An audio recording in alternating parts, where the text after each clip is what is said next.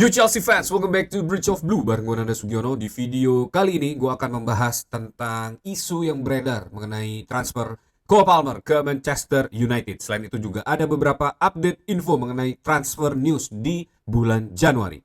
Tapi sebelum gue mulai, gue pengen sapa-sapa dulu seluruh True Blue yang sudah bergabung di channel ini. Ada True Blue dari Sepatan Timur, True Blue dari Bekasi, dan True Blue dari Borneo, Malaysia. Thank you banget buat kalian semua yang sudah bergabung di channel ini dan selalu setia meramaikan kolom komen. Terima kasih, respect dari gue dan saya selalu untuk kalian semua. Dan buat yang baru join, jangan lupa untuk klik tombol subscribe, nyalain loncengnya, bantu gue buat sampai ke 10.000 subscriber. Kalian juga bisa bantu gue untuk kasih hype di video ini supaya makin banyak True Blue yang bergabung di channel ini. Kita mulai aja, berita pertama, respon Rosenior soal Billy McCulloch yang menempelkan stiker Stay Connected di saat momen latihan sebelum melawan Pafos. Dilansir dari Chelsea Dodgers dikutip dari Simon Johnson. Rosenior dalam wawancara setelah match melawan Pafos, Rosenior menjelaskan alasan dibalik stiker Stay Connected. Ada candaan internal dengan para pemain, Billy itu sudah seperti legenda di sini. Dia punya kepribadian besar, saya ingin para pemain menikmati suasana dan sedikit lebih rileks. Senang melihat ada senyum di wajah mereka, Billy adalah sosok yang membuat mereka tertawa, ini akan tetap jadi lelucon internal. Gue respect sama Billy dan apa yang sudah dilakukan semenjak 2001 di Chelsea ya. Tapi menurut gue tetap seorang kepala pelatih harus membatasi apa yang bisa dilakukan oleh para staff. Dan hal ini gue tetap merasa bahwa apa yang sedang viral di beberapa waktu lalu itu harusnya tidak terjadi ya. Dan semoga nanti ke depannya benar-benar apa yang dilakukan metode oleh Liam Rosenior ini bisa menghasilkan performa yang baik buat Chelsea, baik di Champions League maupun di Premier League ya. Coba kita lihat aja nanti ya. Di berita berikutnya ada Chelsea yang baru membeli left back muda dari Sheffield Wednesday. Dikutip dari Fabrizio Romano, Yisa Alou dari Sheffield Wednesday resmi bergabung dengan Chelsea. Transfer sebesar 500.000 pounds dan add-ons yang cukup besar. Alou sendiri baru menjalani debut dengan Sheffield Wednesday ini pada bulan Januari di tahun ini. Setelah sebelumnya dia sempat debut di EFL Cup itu pada bulan Agustus tahun lalu ya. Sampai sejauh ini Alou baru bermain 2 game untuk Sheffield Wednesday. Menjadi salah satu talenta muda yang paling banyak dibicarakan karena sedang menjadi rebutan klub-klub besar di Premier League. Chelsea, Manchester United, dan Liverpool. Ketertarikan klub-klub besar tersebut terhadap Alou dipicu oleh kemampuan atletis dan tekniknya yang menonjol. Di usia yang masih sangat muda, selain itu status finansial Sheffield Wednesday saat ini membuat klub tersebut kemungkinan besar juga butuh melepas para pemain muda terbaiknya. Nah kalau ini gue setuju untuk dilabelin market opportunity karena harganya murah, terus juga punya potensi, at least kalaupun dia ternyata tidak bisa masuk ke dalam first team Chelsea, ini tentu tetap masih ada market value yang akan bisa didapatkan oleh Chelsea dalam proses penjualan pemain muda ini ya. Kita ke berita berikutnya, Chelsea tertarik mendatangkan gelandang Dortmund. Dilansir dari Chelsea Transfer dikutip dari Sky Jerman. Chelsea dan Manchester United tertarik dengan gelandang Dortmund, Felix N'Meca. Felix merupakan produk Akademi Manchester City bergabung dengan Wolfsburg sebelum ke Dortmund pada 2023. Tampil 28 kali di musim ini menyumbang 5 gol dan 2 assist. Saat ini market value N'Meca sekitar 45 juta euro. N'Meca dilaporkan saat ini menderita cedera ligamen di awal tahun dan harus menepi beberapa minggu. Nah ini sebenarnya seorang gelandang dari Dortmund ya. Ini para pemain Dortmund juga agak sedikit harus di red flag ya. Karena kita beberapa kali membeli pemain Dortmund dan beberapa klub juga ya. Dulu ada Shinji Kagawa, terus juga Jadon Sancho. Itu tidak berhasil perform di Liga Inggris ya. Ini beda dengan Erling Haaland, itu memang one of a kind yang dibeli dari Dortmund dan langsung gacor di Manchester City.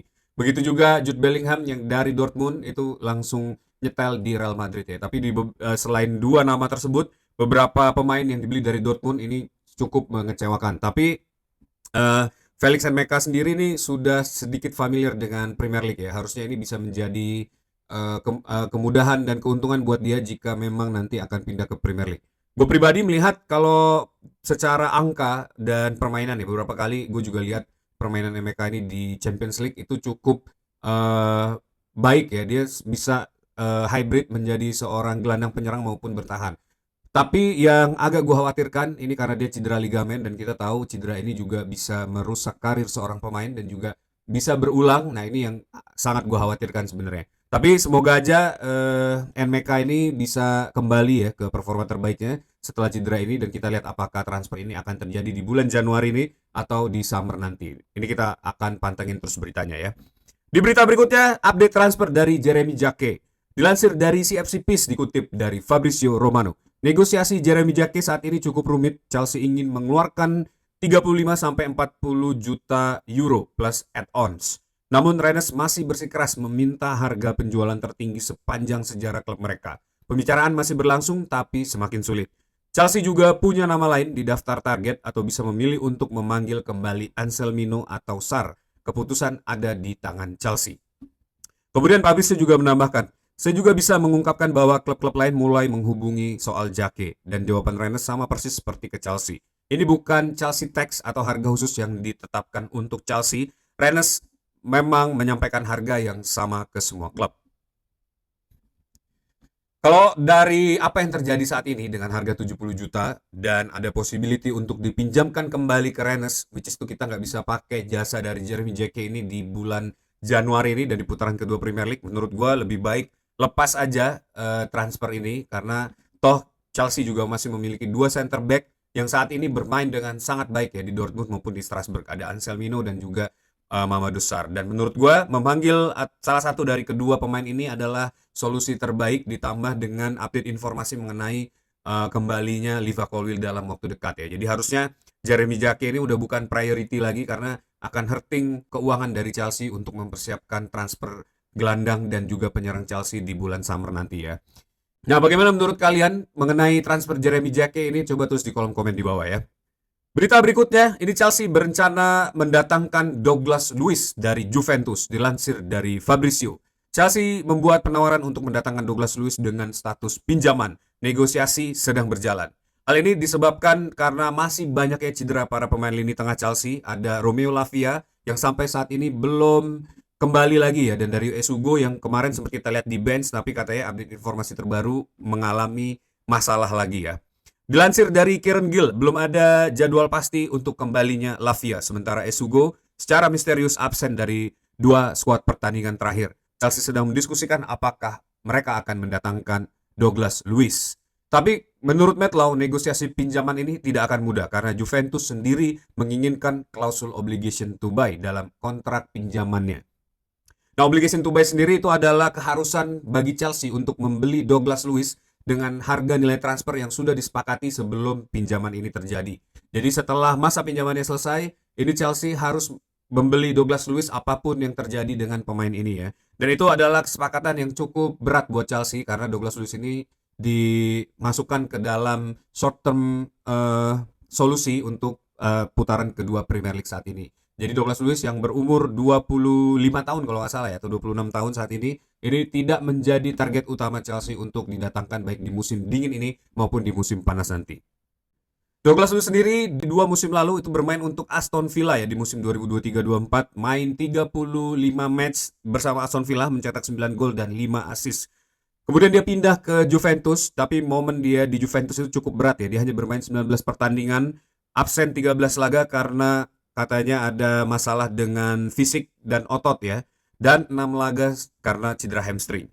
Kemudian dia dipinjamkan ke Nottingham Forest yang sekarang berada di posisi ke-17 Premier League. Tapi di Nottingham Forest sendiri dia tidak bisa mengembalikan kemampuan terbaiknya dan juga meningkatkan fisiknya ya. Dan saat ini yang menjadi kekhawatiran para fans meminjam Douglas Luiz membawa para pemain yang rentan cedera ini akan hanya membuat masalah baru buat Chelsea, bukan memberikan solusi jangka pendek. Nah, ini yang harus dipertimbangkan juga ya oleh para sporting director. Apakah membawa Douglas Luiz ini menjadi solusi dan bisa meningkatkan performa lini tengah Chelsea? Menurut gue sih enggak. Mungkin lebih baik kita mulai nurture para pemain muda Chelsea yang saat ini sudah berada di first team sendiri ya. Ada Reggie Walsh, juga ada Jesse Derry itu yang mungkin bisa dimainkan di posisi gelandang serang. Dan ini tentu akan membuat lebih mudah lagi buat Rosenior buat mengintegrasikan para pemain tersebut ke first team player di musim ini. Berita berikutnya, ini ada berita penjualan saham Chelsea ya. Ini yang mulai terdengar. Dilansir dari Chelsea Transfer, ini dikutip dari The Sun. Satu-satunya cara Ekbali, Clearlake, dan anggota lain konsorsium Bluco meninggalkan Chelsea adalah jika mereka menemukan pembeli seperti Abramovich atau dana kekayaan negara seperti pemilik mayoritas Newcastle, Public Investment Fund atau PIF Arab Saudi, ini mau membeli Chelsea dengan keuntungan. Dan untuk mewujudkan itu, menurut Bluco, mereka harus membuat Chelsea sukses baik di dalam maupun di luar lapangan. Lebih lanjut lagi, seperti yang diyakini sebagian pihak, Ekbali sendiri sebenarnya ingin membeli saham para co-owner dan tetap bertahan di Chelsea lebih lama dari siklus normal investor. Jika para sporting director bisa menciptakan profit di laporan keuangan lewat jual beli pemain sambil menjaga Chelsea tetap berada di Liga Champions, maka pemilik saat ini bisa bersabar menunggu pembeli yang tepat. Bahkan perkembangan paling penting untuk menaikkan valuasi Chelsea justru akan datang dari luar lapangan, bukan hanya dari performa tim. Nah ini ya, jadi kemarin gue juga sempat bahas bareng teman-teman lain di Blue Room mengenai skema exit dari Bluco. Karena yang gue tahu dan gue baca, Bluco ini datang ke Chelsea hanya sebagai investor. Dan kita tahu para investor Amerika ini tentu ingin menaikkan valuasi dengan model bisnis yang saat ini sudah mereka kerjakan di Chelsea dan akan menjual ke pemilik baru. Jadi Bluco ini benar-benar hanya riding the wave ya. Jadi mereka bukan seperti Abramovich yang memang loyal dan ingin mengembangkan klub ini. Jadi pure apa yang dilakukan oleh Bluco saat ini adalah total bisnis dan mencari cara untuk melakukan exit dengan keuntungan sebanyak-banyaknya buat Bluco. Dan kita lihat aja apakah sang pemilik baru nanti ini benar-benar bisa membawa Chelsea kembali lagi kejayaannya, atau justru nanti Bluco yang akan menetapkan diri untuk terus mengembangkan proyek di Chelsea ini, atau bahkan nanti ada plot twist Abramovich bisa membeli kembali Chelsea dari tangan Bluco. Kita lihat aja nanti perkembangan seperti apa ya. Tapi menurut gue ini tidak akan terjadi dalam waktu dekat. Cuma kita nggak tahu di yang waktu-waktu akan datang apa yang akan terjadi dengan Chelsea ya. Kita ke berita utama. Ini mengenai kondisi internal Chelsea ya, dan info terupdate beberapa pemain. Desas-desus mengenai ketidaknyamanan para pemain pilar di Chelsea ini mulai terdengar. Ada yang mulai minta kontrak baru, ada juga yang katanya diisukan akan pergi dari Chelsea baik di transfer Januari ini ataupun di summer transfer nanti ya. Tapi kita lihat dulu apakah berita ini benar-benar valid atau hanya rumor belaka ya. Ini dilansir dari CFC Peace, dikutip dari Nizar Kinsella. Caicedo, Enzo Fernandez, dan Liva Colwill berusaha untuk menjalin negosiasi dengan klub untuk membicarakan kontrak baru. Chelsea akan menunda negosiasi tersebut sampai musim panas ini. Nah ini juga akan menjadi sebuah warning buat kita kalau para pemain ini mulai meminta kontrak baru. Ini either ada tawaran menarik dari klub-klub lain ya, di luar Chelsea, atau ada bisikan dari para agent bahwa mereka harus mendapatkan kontrak yang lebih baik lagi daripada yang terjadi sekarang. Tapi yang kita tahu, 3 pemain ini, ada Caicedo, Enzo Fernandez, dan Liva Colwill, ini mulai risau terhadap kontrak yang saat ini sudah terjadi. Padahal kita tahu ketiga pemain ini dikontrak jangka panjang, tapi dengan gaji yang mungkin bisa dibilang di bawah UMR para pemain top di London ya. Tapi dengan adanya negosiasi kontrak ini akan membuka peluang untuk kepergian ketiga pemain ini seandainya negosiasi kontrak ini gagal atau tidak terjadi ya. Karena kita tahu negosiasi kontrak adalah pangkal dari keretakan biasa hubungan antara pemain dan klub ya. Tapi semoga aja Chelsea bisa berpikir waras ya dan memberikan negosiasi kontrak yang baik untuk ketiga pemain ini. Selain 3 pemain tersebut, ini juga ada isu mengenai kepergian Cole Palmer dari Chelsea ya. Kemarin di media sosial ramai diperbincangkan isu kepindahan Cole Palmer ke Manchester United. Hal ini terjadi karena ada informasi yang dibacakan di acara Sky Sport yang membahas berita dari Daily Mail soal kondisi Palmer di Chelsea saat ini. Spekulasi ini muncul karena komen dari salah satu mantan pemain Chelsea yaitu Marcel Desailly ya. Ini di dalam satu sesi wawancara Sky Sport dikutip dari Chelsea Transfer ya. Mantan back Chelsea Marcel Desailly ini mengatakan, jika Cole Palmer memutuskan untuk pergi dari Chelsea, itu urusan dia. Tapi saya hanya ingin dia menghormati klub. Karena Chelsea lah yang telah memberikan fondasi dan sarana untuk Cole Palmer menjadi pemain seperti sekarang. Saya percaya Palmer menginginkan stabilitas yang lebih dan sebuah sistem permainan yang benar-benar dibangun untuknya. Namun saat ini dia masih perlu pulih sepenuhnya dari cedera pangkal paha dan kembali ke kondisi fisik terbaiknya.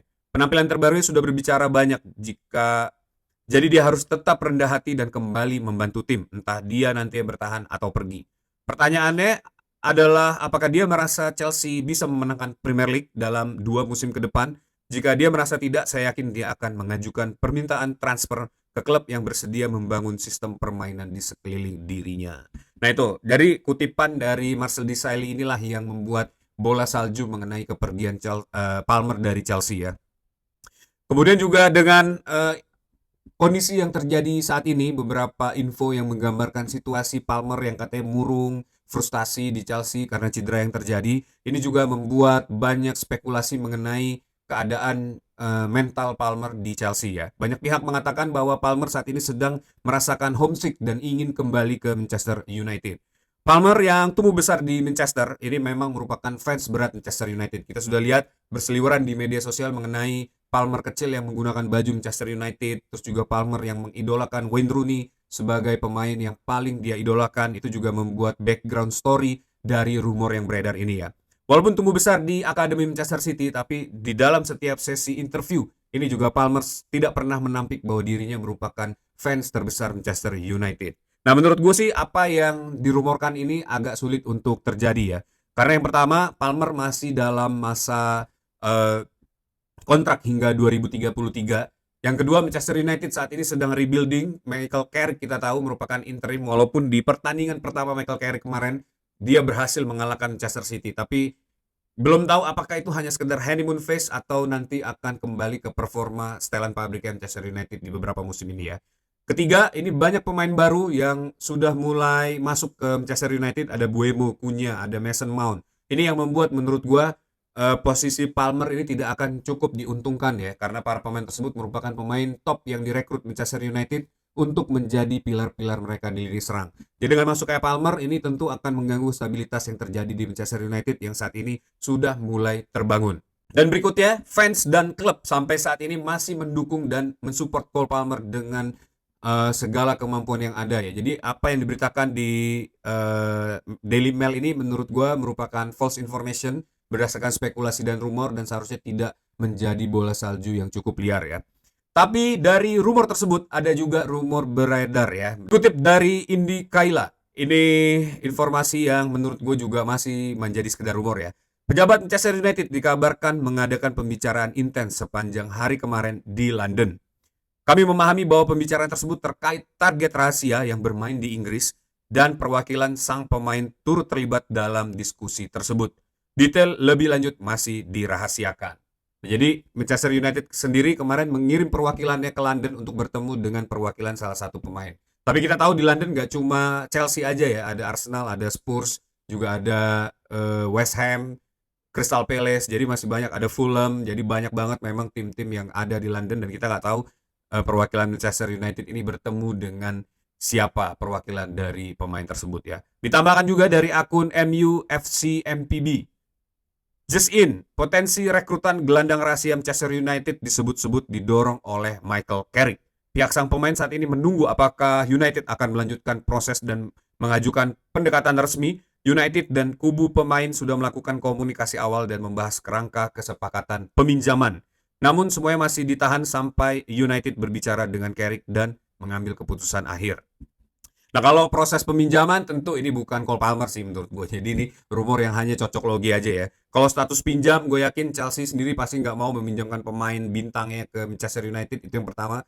Yang kedua, Cole Palmer juga pasti tidak mau pindah ke Manchester United dengan status pinjaman ya.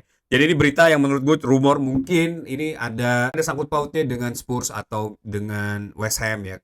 Karena kita tahu Manchester United sendiri akan ditinggal oleh Casemiro di musim depan. Jadi mungkin ini adalah persiapan mereka untuk meminjam dulu pemain tersebut sebelum akhirnya akan dibeli di summer transfer nanti ya.